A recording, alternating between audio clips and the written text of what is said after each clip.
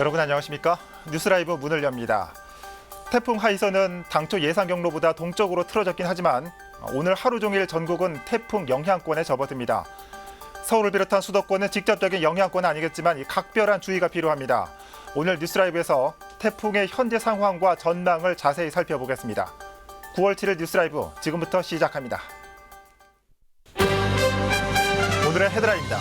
태풍 하이선이 오늘 아침부터 부산 경남 지역에 영향을 미치는 가운데 서울은 오늘 오후 가장 큰 영향권에 접어듭니다. 사회적 거리두기 2.5단계가 일주일 더 연장됐습니다. 오늘부터는 프랜차이즈 제과점도 포장만 가능하고 포장마차도 야간 취식이 금지됩니다. 주말 사이 코로나19 서울 확진자는 두 자릿수에 머무른 가운데 강동구 소재 콜센터에서 직원 16명이 집단 감염됐습니다. 서울의료원 부지에 공공주택을 건립하려는 움직임에 강남구도 반대 목소리를 냈습니다. 마이스 산업단지 등의 기존 계획 추진을 주장하고 있습니다. 제10호 태풍 하이선이 동해안을 따라 북상 중입니다. 지금 이 시각 기상 상황부터 살펴보겠습니다. 수도권 기상청 이일용 기상사무관 전화 연결되어 있습니다. 사무관님 안녕하십니까? 예, 안녕하십니까? 네. 자, 오늘 아침 경남 부산 지역에 영향을 미치고 있는데 먼저 10호 태풍 하이선 지금 어디쯤에 있습니까? 제10호 태풍 하이선은 오늘 오전 9시경 울산 남쪽 해안에 상륙하였습니다. 10시 현재로 보면은 시속 북쪽으로 59km 정도로 움직였기 때문에 11시 현재는 경북지방을 이동하는 것으로 예상이 되고 있고 중심 기압은 955헥토파스칼, 중심 최대 풍속은 시속 126km, 소속으로 따지면 35m가 되겠습니다. 강한 세력을 유지하면서 북쪽으로 현재 이동 중에 있습니다. 자, 이 서울과 수도권이 가장 큰 영향을 받는 시각은 언제쯤으로 전망되고 있습니까? 서울과 경기 내륙을 중심으로 해서 최근접 시각은 오후 2시에서 3시경으로 예상이 되고 있습니다. 현재는 그에 따라서 서울과 경기 내륙, 서해중부 해상에 태풍주의보, 인천과 경기 해안에 있는 태풍 경보가 발효 중에 있습니다. 태풍에 의해서 나선형 비구름대가 발달하면서 현재는 인천과 경기 서해안, 경기 일부 내륙에 최대 순간風速이 초속 10에서 20m 정도의 강한 바람이 불고 있고요. 비는 현재 시간당 10에서 20mm 정도의 다소 강한 비가 내리고 있습니다. 이 서울과 수도권도 안심할 수 있는 상황은 아닌 것 같은데 이 태풍의 이동 경로 그리고 이 한반도를 완전히 벗어나려면 어느 정도의 시간이 걸릴까요? 태풍은 현재 9호 태풍 마이삭의 이동 경로와 좀 유사하게 북쪽으로 이동을 하고 있습니다. 동해안을 따라서 이동하면서 밤에는 북한 지방을 통과하겠고요. 내일 새벽에 중국 북동 지역에서 수멸할 것으로 예상이 되고 있습니다. 다만 이제 북쪽으로 이동하면서 강한 세력을 유지하고 있기 때문에 오늘 저녁까지 바람이 최대 순간 풍속이 10에서 30m 정도 이렇게 매우 강한 바람이 부는 곳이 있겠습니다. 그리고 북한 지방 지나면서 북한 지역의 강원도나 황해도 지역에는 또 많은 비가 예상되고 있습니다. 임진강, 한탄강 등의 그 수위가 급격히 상승할 수도 있기 때문에 경기 북부의 인근 유역의 주민들께서는 기상정보에 유의하셔야 되겠습니다. 자, 사무관님 오늘 말씀 잘 들었습니다. 감사합니다. 수도권 기상청 이일용 기상사무관으로부터 이 시각 기상 상황 살펴봤습니다. 현재 서울을 비롯한 수도권 지역에는 태풍주의보가 내려진 상태입니다. 점차 비바람이 거세지고 있는데 이번엔 현장에 나가 있는 취재기자 연결해 보겠습니다. 이주협 기자.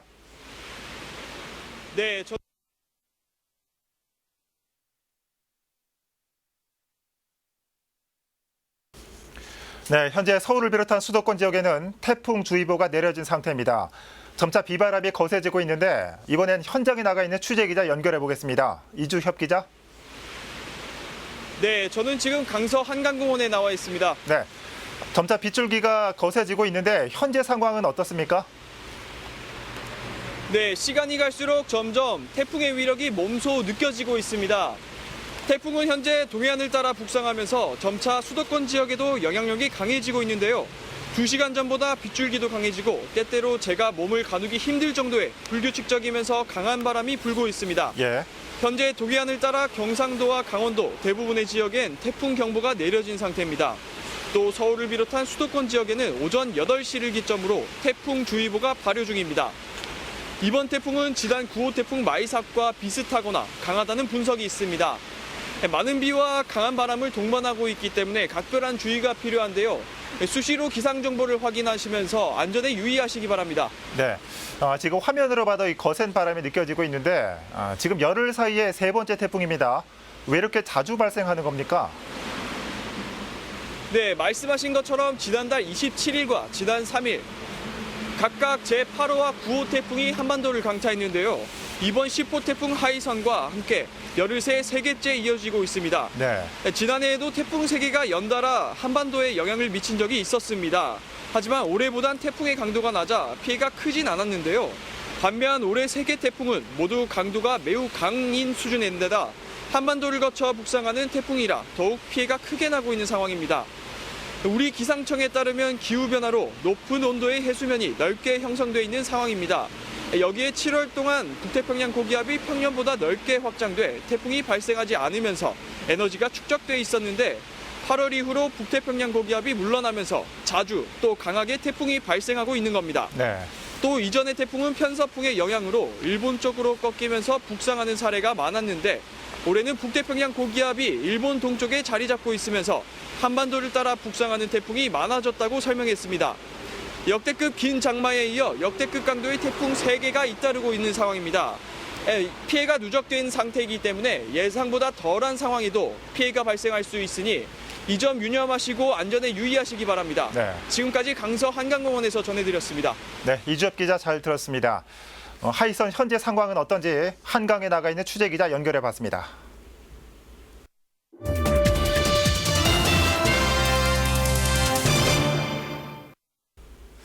코로나19 신규 확진자가 계속 100명대를 유지하고 있습니다. 그러나 전국적으로 산발적인 지역 감염이 계속되고 있어 안심하긴 어려운 상황입니다. 취재 기자 연결해 국내 코로나19 상황 살펴보겠습니다. 박영찬 기자. 네, 보도국입니다. 네, 확진자가 100명대 초반으로 떨어졌습니다. 국내 코로나19 상황 정리해 주시죠. 네, 7일 0시 기준 국내 코로나19 신규 확진자는 119명으로 누적 확진자는 21,296명을 기록했습니다. 사망자는 2명 늘어 코로나19로 인해 숨진 사람은 총 336명으로 집계됩니다.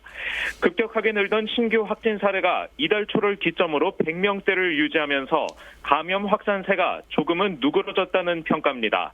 아무래도 수도권 지역을 중심으로 시행했던 2.5단계 수준의 사회적 거리두기의 영향인 것으로 볼 수 있지만 주말 사이 검사 건수가 줄어든 영향도 배제할 수 없는 부분입니다.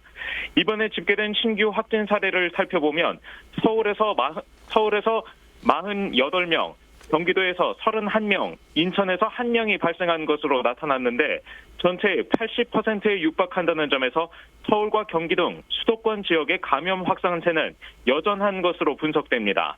신규 확진 사례는 소폭 감소하고 있는 것으로 보이지만 이번 감염 확산이 고령층을 중심으로 촉발됐다는 점에서 중증 환자에 대한 관리도 시급한 상황입니다. 이에 정부는 중증 환자들을 위해 군 병원을 활용하는 방안도 추진하고 있습니다. 지난 4일부터 국군 수도병원의 국가 지정 병상을 중환자 치료용 병상으로 전환하고 다가오는 9일에는 국군 수도병원 외상센터의 병상 40개를 격리치료 병상으로 전환해 개소할 계획입니다. 한편 정부는 5일 연속으로 신규 확진자가 100명대를 기록하고 있는 만큼 이번 주를 기점으로 사회적 거리두기를 중심으로 한 감염 확산 차단에 총력을 기울이겠다는 계획입니다. 지금까지 보도국에서 전해드렸습니다. 네, 박영찬 기자 수고했습니다. 코로나19 발생 상황 살펴봤습니다. 한편 광진구 소재 해민병원에서 추가로 코로나19 확진자가 발생해 6일 기준 확진자는 모두 18명으로 늘었습니다. 지난달 31일 해민병원 종사자 1명이 최초 확진 후 1일 7명, 2일 3명이 확진됐고 이후 8명이 추가로 확진됐습니다. 이에 따라 어제 기준 해민병원 관련 총 확진자는 18명으로 늘었습니다. 이 중 광진구 거주 확진자와 타 지역 확진자는 각각 9명으로 의사 1명, 간호사 7명 등 병원 종사자 10명이 확진됐고 이번 환자와 그 가족 등 8명이 확진된 것으로 나타났습니다. 방역당국은 추가 확진자 가능성이 크다고 보고 접촉자 등을 조사 중입니다. 광화문 집회와 성북구 사랑제일교회 발 집단 감염 여파로 노원구에서는 확진자가 급증하고 있습니다. 코로나19 장기화에 대비해 노원구가 426억 원 규모의 제3차 추가 경정 예산을 편성했습니다. 박선화 기자의 보도입니다. 노원구가 제3차 추가 경정 예산안을 편성했습니다. 의회에서 이미 확정한 기정 예산 1조 3,387억 원보다 426억 원 늘어난 1조 3,613억 원 규모입니다.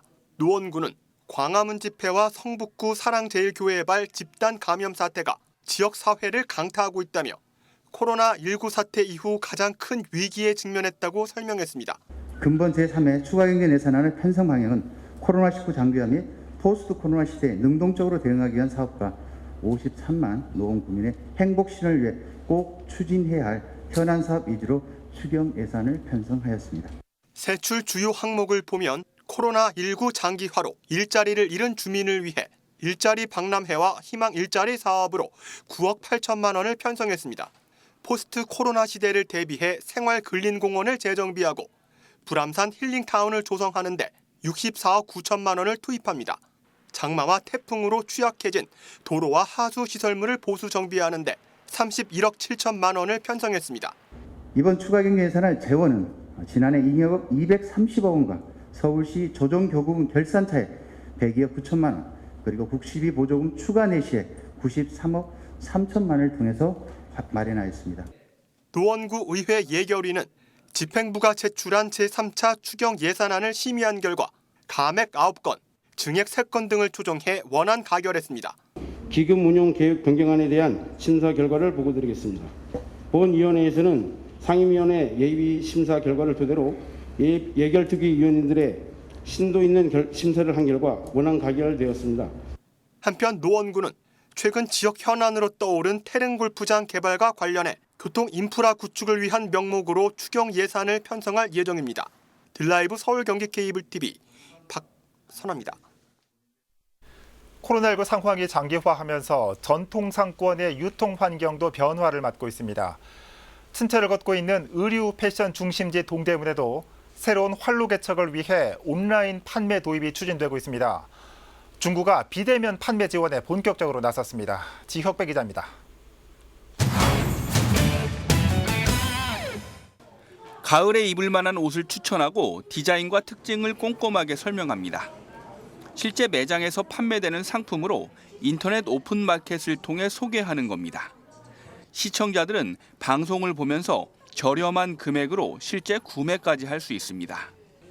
코로나19의 여파로 동대문 오프라인 매장의 매출이 바닥을 치자 온라인 판매로 바꾸기 위한 시도입니다. 저희뿐만 아니라 이 지역의 모든 상가가 하루에 방문 고객이 한두 팀인 경우가 허다하고요.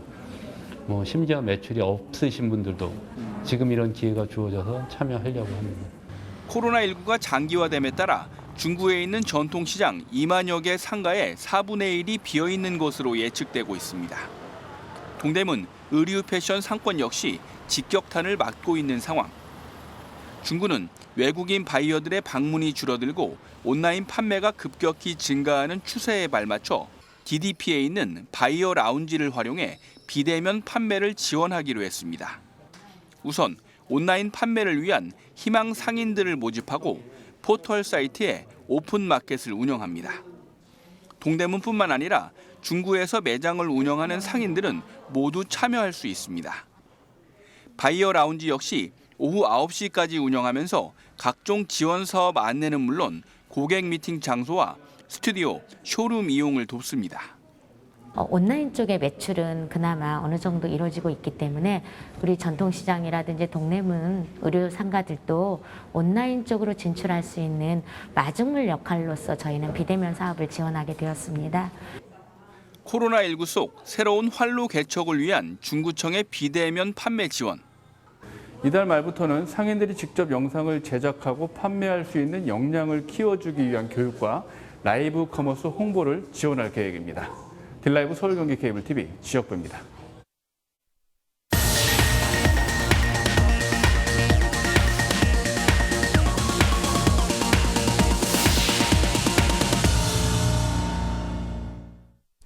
정부의 주택 공급 계획에 대해 서울자치구 곳곳에서 반대 목소리가 이어진 가운데 강남구도 서울의료원 부지에 공공주택을 건립하려는 정부의 움직임에 제동을 걸고 나섰습니다. 보도에 엄종규 기자입니다. 강남구 삼성동에 위치한 서울의료원 강남분원입니다.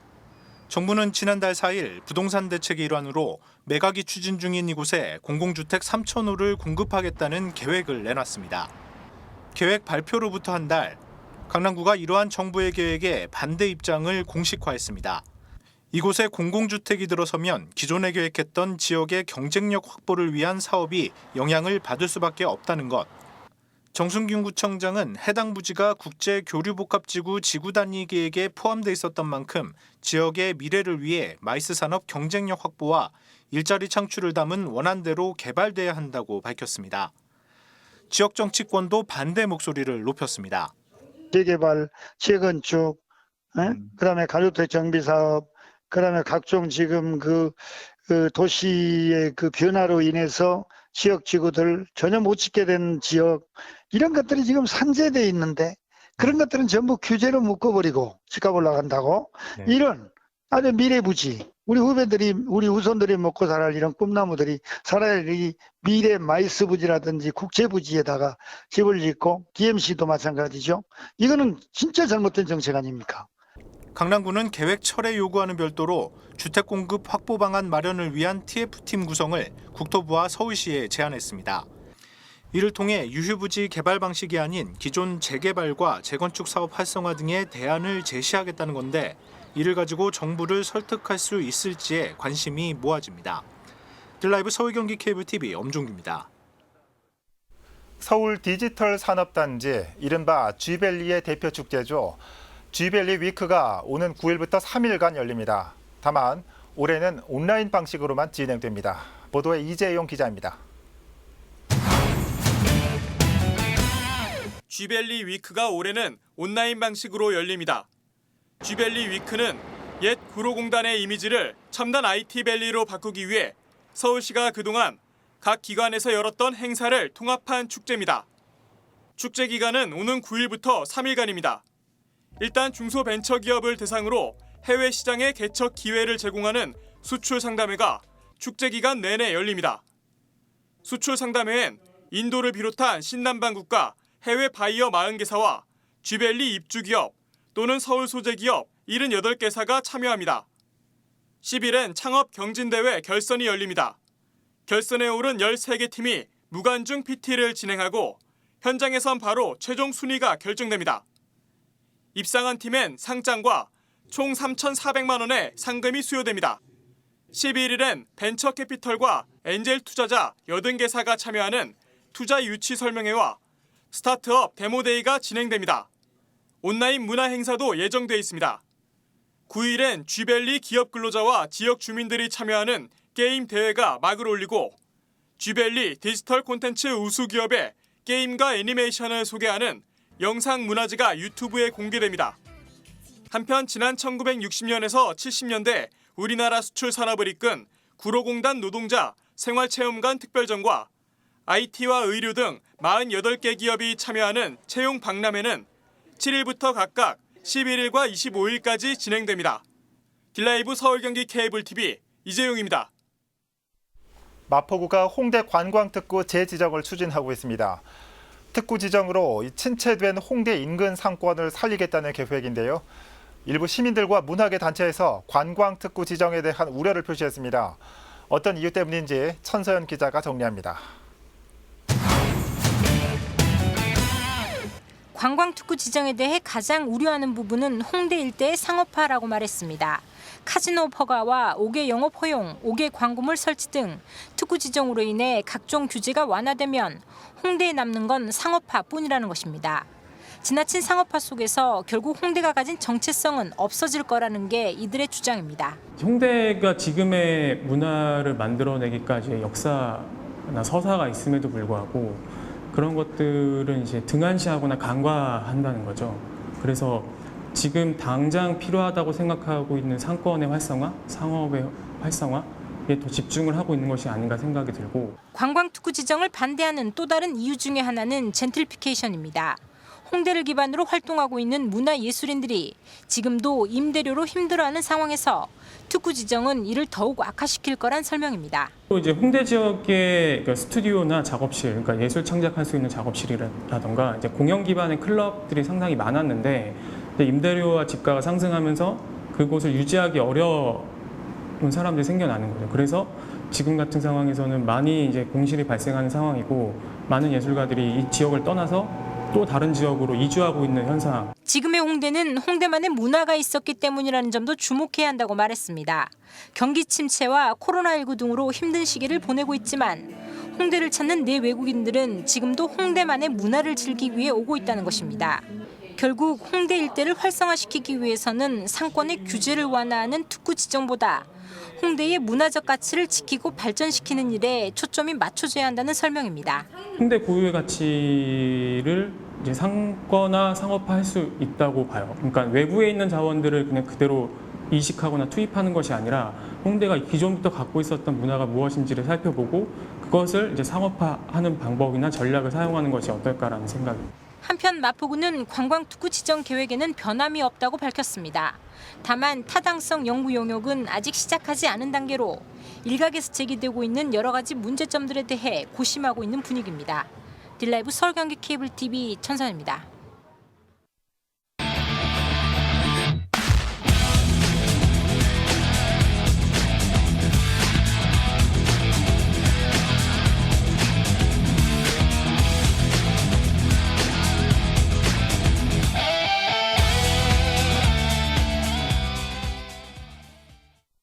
네, 하이선의 경로는 달라졌지만 전국이 태풍 영향권입니다. 서울도 현재 바람이 강하게 부는 만큼 시설물 피해와 낙하물 주의하셔야겠습니다. 또 불편하시겠지만 연장된 사회적 거리 두기도 잘 지키는 하루 보내시길 바랍니다. 뉴스 라이브 마칩니다. 시청해 주셔서 고맙습니다.